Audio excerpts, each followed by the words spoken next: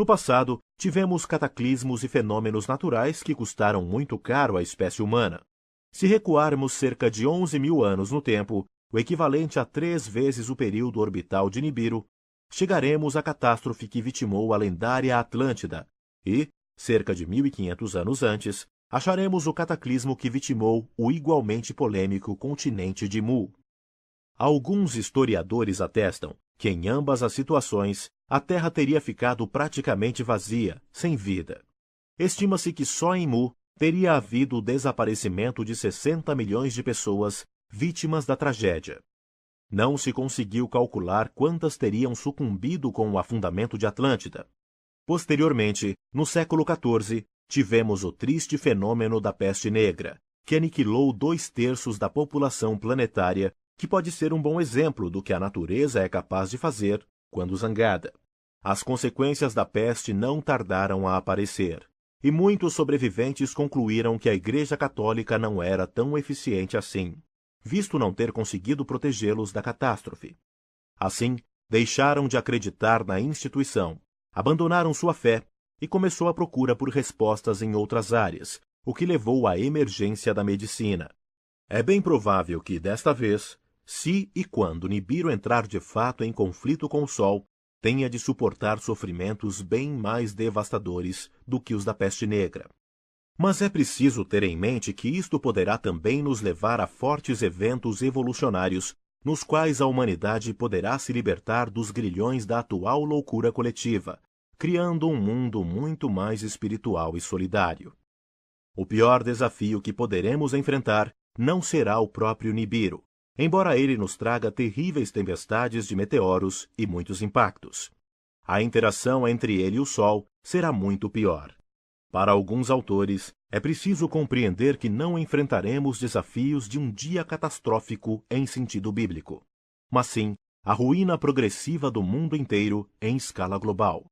Mas, como já aconteceu no passado, Nibiru engatilhará a reunião de múltiplos eventos naturais e os devido à ação humana, que deverá durar anos.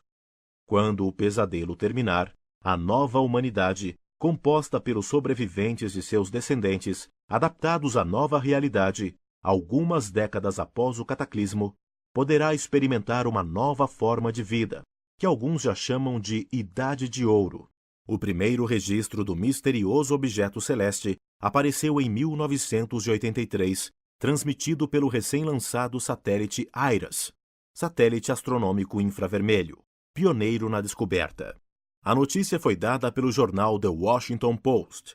Foi encontrado por um telescópio em órbita da Terra um corpo celeste tão grande quanto Júpiter, que faz parte do nosso sistema solar. Ele estaria na direção da constelação de Órion. Em 1992, veio a confirmação da descoberta pelo cientista Robert Harrington, então diretor do Observatório Naval dos Estados Unidos. A massa deste corpo celeste é 4 vezes maior do que a da Terra, e trata-se provavelmente de uma estrela anã escura, cuja órbita a leva de um lado a outro do nosso sistema solar. Ainda em 1992, os sinais ficaram mais precisos. Um informe da NASA dava conta de que desvios inexplicáveis nas órbitas de Urano e Netuno apontavam para um grande corpo fora do sistema solar, de massa entre 4 a 8 vezes a da Terra, numa órbita altamente inclinada e a mais de 11 bilhões de quilômetros do Sol. Estava consumado que o artefato celeste era real. Mas seria este corpo, que já estava apelidado de Planeta X, o mesmo Nibiru previsto pelos sumérios da antiguidade? Sim, é o mesmo objeto que foi revelado pelo estudioso de civilizações antigas Zacarias Sitchin em suas obras. Da mesma forma, a Bíblia Cobrem, escrita pelos egípcios após o Êxodo e pelos celtas após a morte de Jesus, oferece extensos informes históricos sobre as andanças deste planeta. Os egípcios o chamavam de O Destruidor, confirmando os evangelhos. Os druidas, antepassados dos celtas, o chamavam de O Espantador ou O Apavorante. Há dados concretos sobre a existência de Nibiru. Astronomicamente, denomina-se perturbação, a alteração da órbita de um planeta pela interação gravitacional de um ou mais corpos celestes. Durante milênios, o planeta Saturno foi o mais próximo de nós, visível a olho nu. Mas, após a descoberta do telescópio, as coisas mudaram. Os astrônomos descobriram perturbações na órbita de Saturno, e isso levou à descoberta de Urano, em 1781, pelo astrônomo alemão William Herschel. Naquele momento, Nibiru estava andando no sistema solar. Em seguida, perturbações da órbita de Urano levaram à descoberta de Netuno, em 1846, pelo matemático alemão Johann Gauss, apenas por cálculos matemáticos. E então, apareceram perturbações da órbita de Netuno, o que levou o matemático francês Urbain Le Verrier a anunciar que deveria existir outro planeta além de Netuno. Foi assim que surgiu a ideia do planeta X, que hoje sabemos ser, de fato, o Nibiru dos Sumérios.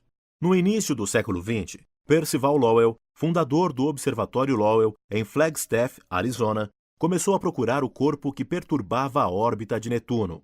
14 anos após sua morte, em 1916, seu assistente Clyde Turnbull descobriu Plutão. Turnbull foi um dos primeiros astrônomos a admitir ter visto UFOs. Por um curto período, o novo corpo foi classificado como planeta, embora a Lua seja uma vez e meia maior do que ele.